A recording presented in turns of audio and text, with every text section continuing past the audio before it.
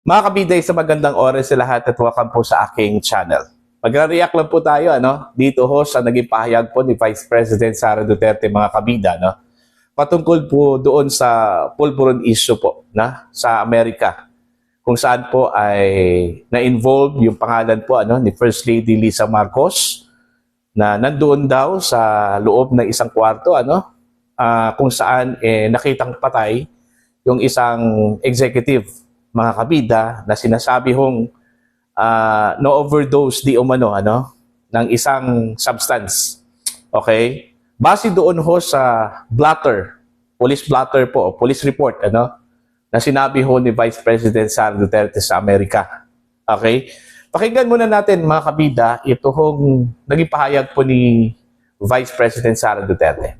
Nung nagkaroon ng malaking krimen sa Estados Unidos na merong namatay dahil sa drug overdose, at kung makikita ninyo doon sa police report ay nandoon na pangalan ni First Lady Lisa Marcos na isa sa mga tao doon sa loob ng kwarto kung saan yung tao ay nag-overdose sa suspected drug overdose sa hotel room, at ang daming nakikitang white powder substance na sinabi doon sa police report ay suspected cocaine din, ay bigla nilang kinuha si Pangulong Duterte.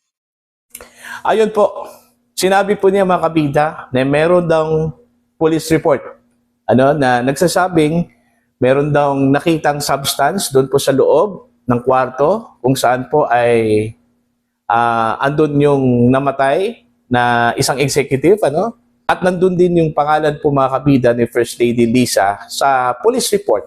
That's according to the Vice President. Itong pangyayaring ito, mga kabida, napakalaking issue po ito sa Marcos administration. Subalit, bumawi daw, mga kabida, ang Marcos admin dito para lang po matabunan po itong issue na ito di umano. Kaya ang ginawa daw nila, pinakidnap nila ito kung si Digong sa pamagitan ho ng pag-aresto po sa kanya, mga kabida, ng Criminal Investigation and Detection Group. Yun yung panahon kung saan po ay sinerve di umano ito hong warrant of arrest mula sa International Criminal Court. Kung tutuusin daw, illegal daw yun Batay ho dun sa claim po ng kampo po ng mga Duterte. Kasi ang tingin po doon ni Vice President Sara Duterte po, mga kabida, isa hong uri ng extraordinary rendition, yung ginawa ho ng mga otoridad po sa Pilipinas. Yung paghuli ho kay dating Pangulong Duterte at pagdala ho sa kanya doon po sa International Criminal Court. So sa madaling salita po, every time meron daw malalaking issues na involve yung Marcos administration or negative ito para sa Marcos administration, may buwelta yan sila palagi, Okay, at isa na po yun, mga kabida, yung issue ho kay First Lady Lisa Marcos, although dinidinayan ng Malacanang, tapos may isa pa pong sinabi na parang isang instance din, si Vice President Sara Duterte, na malaking issue laban po sa Marcos administration, kung saan po ang buwelta po nila, mga kabida, ito hong impeachment po laban po kay Vice President Sara Duterte. So, lahat po, meron pong mga sagot, parang counter-attack ang Marcos administration. Ang pinaka-latest dito daw is ito hong pagbenta ho ng bigas sa halagang 20 pesos per kilo, kung saan po ay pumalpak po, isang araw lang po yan, mga kabida. Yung naging promise po ng Pangulo noong campaign period na ibababa niya yung presyo ng bigas sa halagang 20 pesos per kilo. Nangyari yon, pero isang araw lang po, pero hindi ho sa buong Pilipinas. Okay? Sa Visayas lang po yon, mga kabida. Isang araw dahil ho pinatigil po ng Commission on Elections, dahil ho labag ho doon sa 10-day ban ng COMELEC doon po sa spending, mga kabida. Okay? So, palpak yun. So, since palpak yun, at naipangako yun ng Pangulo po, mga kabida, ang ginawa po, mga kabida, para matabunan yung palpak na yun, ito na daw yung issue against Congressman Paulo Duterte. Ano? Na sinasabi ho ni Congressman Duterte, isa naman pong uri ng gawa-gawa na kaso, ano? Fabrication of case. Okay, laban po sa kanya, mga kabida. No? So yun daw yung pattern, ano? Sabi ho ni Vice Presidente Sara Duterte, ano? Na pag meron pong mga malalaking issues, lalong-lalo na po kung ito po ay negative po sa administrasyong ito, meron talaga silang palaging rest back. At yung rest back po nila doon po sa kalaban sa politika. Which is, ito hong mga Duterte, ano?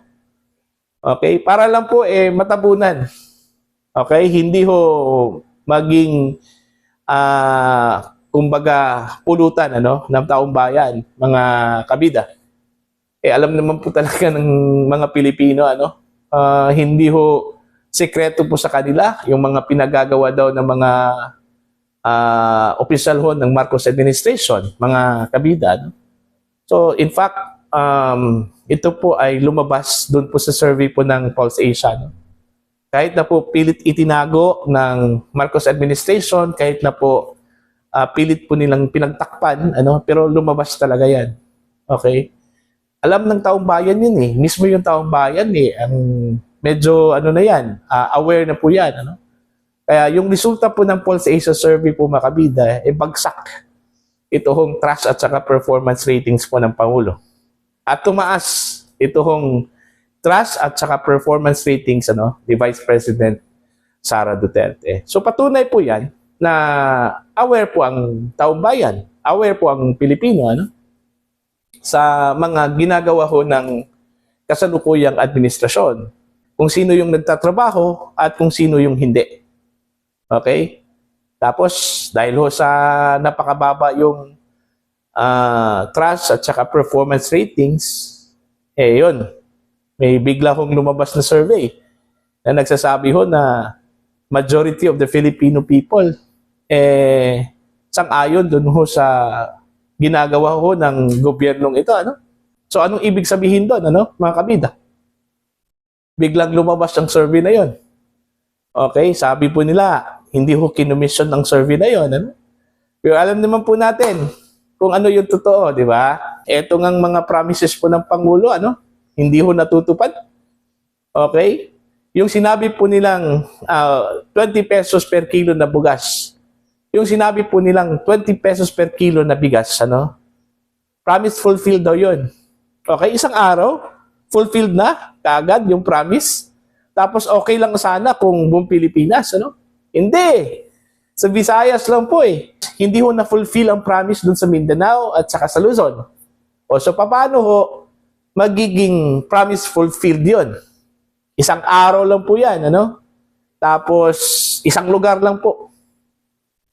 Sa Visayas lang po yun, how about sa Mindanao? How about sa Luzon? Hindi ho natupad yung promise na yon, mga kabida.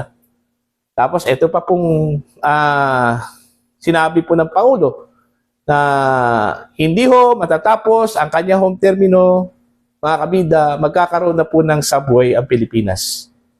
Diyan po yan sa Metro Manila. So yun po yung promise ng Pangulo during the campaign. Mga kabida, sa isang sortie po, I think somewhere in Batangas ata yun.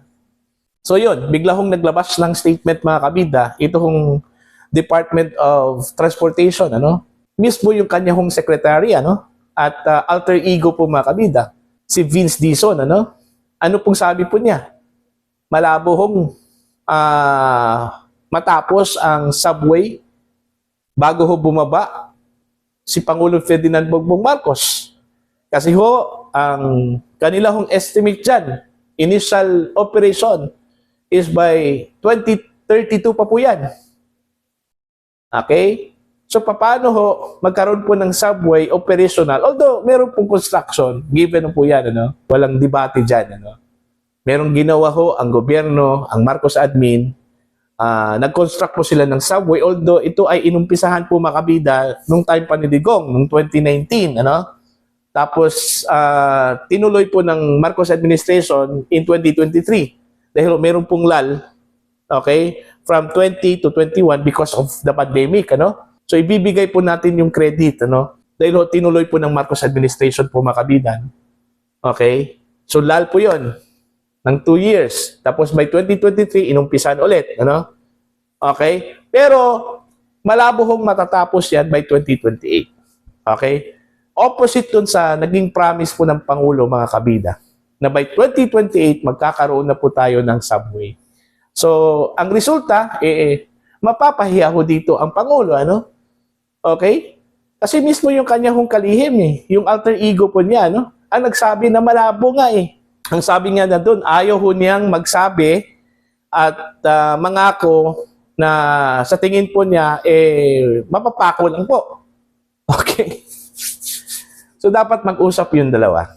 Si PBBM at saka ito hong si Secretary Dizon. Para naman po, ma-brief ang Pangulo para next time po, hindi ho magkaroon po ng premature promise doon po sa taong bayan kasi ang magiging resulta po dyan is magmukhang nagsinungaling ang Pangulo dyan mga kabida. No? So, yun. It's a matter of coordination lang talaga. Okay, I think para lang po magkaroon po ng medyo smooth yung messaging mga kabida ng Pangulo. No? Kasi ang nangyari nga dito is nagmukhang nagsinungaling ang Pangulo no? Parang nagyabang ang Pangulo dun no? Oh. Diba? So yun lang po mga kabida, ano po ang inyong pananaw dito ho sa sinabi ni Vice President Sara Duterte? Lalong-lalo na po dito ho sa issue po ng pulburon issue. Ano? Sinabi po niya may police report. Baka nakita ho niya yung police report. Ano? Kasi ho parang confident po siya mga kabida na meron pong police report. Diba? So yun po, para po sa inyo. Please comment down. Sa mga hindi pa po subscriber sa akin channel, please subscribe. Just click the subscribe button, click the notification bell, click all para updated po kayo sa aking mga uploads. Maraming salamat po sa inyo lahat mga kabida.